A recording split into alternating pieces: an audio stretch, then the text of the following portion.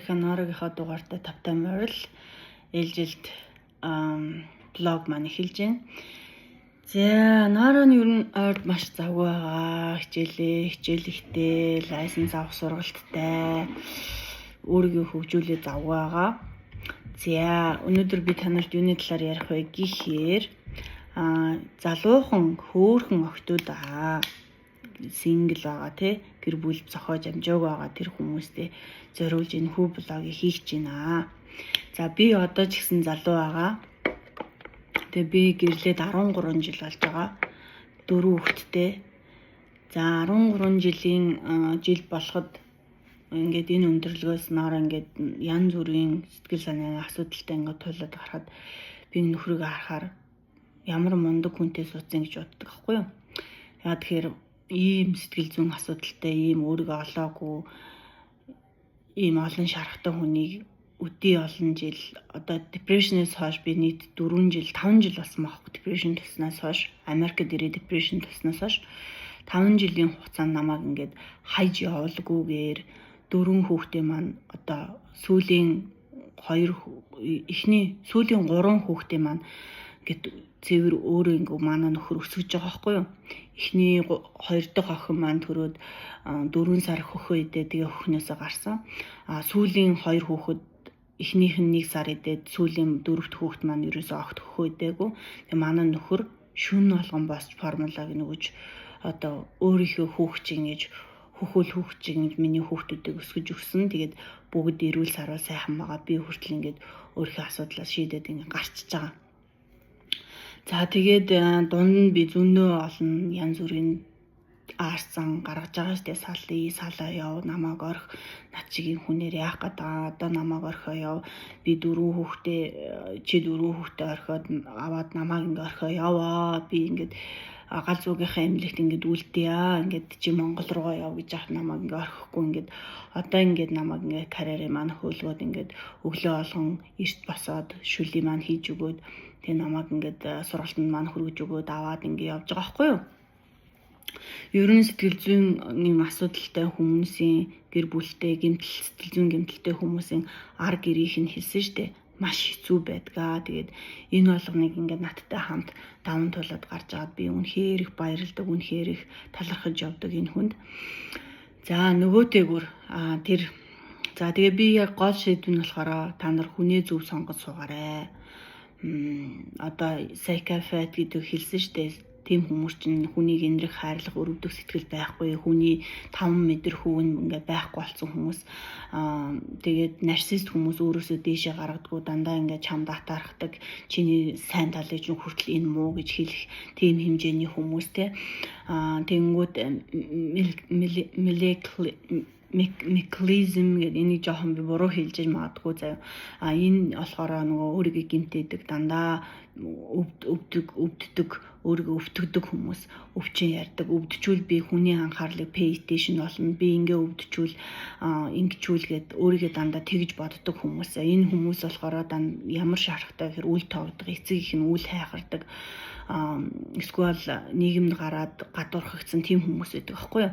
Тэгэхээр энэ хүмүүсийг бол маш сайн сонгож суух хэрэгтэй. Тэгээд дээрэс нь эцэг их нь хоёулаа арх удаг, архины хамааралтай хүүхдийн тэр орчинд өссөн хүн эрэгтэй эмэгтэй хоёулаа маш их гэмтэлтэй байдаг. Ямар нэгэн гэмтэл авдаг заяа. Энэ гэмтэлтэй хүнтэй эцэг их нь одоо ар гэрийн сайн судалцуу гэж дээр үеийн хүмүүс ахмад настай хүмүүс хэлдэг шүү. Үе удмын судалцуу гэдэг. Энэ бол маш үнэн. Тэгээд хэрвээ чи хараад аав найз нь архиуд юм байна да. За зөв энэ хүн чинь зүгээр юм чинь дээ би энэ хүнтэй л амьдрах юм чинь гэж одоо суусан бол үгүй. Дараа нь тэр хүн чинь тэр эцэг ихээс авсан гэмтэл нь дараа нь гарч ирд юм аа. Дараа нь чи тийм одоо архины хамааралтай гэр бүлтэй хүнтэй суучих юм бол чи зовно. Чи насаараа зовно, чи олон хүүхэд гаргаач хэрэггүй заяа. Тэгээд эхний ээлжинд амьдарч үзье. Би биений хазан 1 жил 2 жил амьдарч үз. Тэгээ саяхан Америкт нэг хурим болсон гэсэн ч очсон чинь 10 жил хамт амьдраад хурмаа хийж байгаа 2 хосыг би харсан байхгүй юу. Тэгээ би бодохдоо үнэхээр зөв зөв юм байна гэж бодсон. Яа тэгэхээр 10 жил хичнээн хамт амьдарч байгаа ч гэсэндээ бие биенийхээ занг хангалттай мэдчих зам байхгүй. 10 жил гэдэг чинь хангалттай тэр хүний ямар зан чанар вэ гэдгийг мэдэгдэн заяа. Үнэхээр одоо юу нарцист механизм гэдэг хоёр зан чанартай хүмүүс бол өөрийнхөө зан чанарыг нуудаг. Тэгээд нуугаад суусныхаа дараа чамаа контрол хийн. Чиний одоо чамаа багаар ингэ базаж эхлэнэ гэсэн үг. Тэгэл чиний эргэн тойрны хүмүүсээ чинь ингээл холдуулаад найз нөхдөд ч уулзуулахгүй. Өө тэр чин тийм биш дээ, эн чин юм биш дээ, тэр чин юм муухай юм биш дээ, тэр чин чамааг ингэж ашиглаж ийн, тэр чин чамааг ингэж ингээл холдуулсараад нийгмийн хүрээлэг болгоод гэртээ ингэж чамааг яг ганцаар ингэж аавж барьж үлдэн. Тэгэл хичнээн чиний зүв байсан ч яаж игээл чиний буруу болчдөг заяа. Тийм хүмүүст бол үнэхээр хэцүү. Тэгэл өөрөө тэр хүмүүс чинь салж чаддаггүй, салахгүй, зуралдаа л гэдэг. Нэг бол чи тэгэл depression тусаал галз үгийн рүү явна. Нэг бол тэр хүн аль нэг нь одоо нэг хүн надад аль нэг нас урж ижил тэр хүнээс саландаа тийм хүнтэй суудсан бол гэж ярьж байгаа байхгүй юу. Тэгэхээр ер нь бол суухаас өмнө маш сайн судал, ясын цайтал, шалга, тэгээд ар гэрийн судал заяа. Тэгээ үнэхээр чамааг өвдөд ингээ хөвтсөн байхад асарч чадаж гэнэ гэдгийг сайн хараа. Тэгээд асарч чадахгүй чамааг ингээ үл тоогоод их нортод яваад байвал тэр хүн чиний амьдралын чинь хань биш байна. Чи одоо чи залуу байна, чи ойлгохгүй, сайхан биетэй, сайхан гоё байна те. Чи ингээл суугаал үлдсэн насандаа тэр хүнтэйгээ насан туршдаа чи хамт амьдрна гэж боддоо. Тэгэхээр чи хүнээ маш сайн сонгож суух хэрэгтэй гэж хэлмээр байна. Ялангуяа надтай адилхан сүмийн гишүүн бол чи одоо мөнхийн хамтрагчаа маш сайн судалж суух хэрэгтэй. Сүмд явдаг хүн болгон тийм сайхан биш шүү. Сүм одоо будтай лам одоо хүмүүс хүртэл тийм сайн хүмүүс биш байдэн штэ. Хүн болон төвс биш. Тийм болохоор чи ханаа зөв сонгоорой.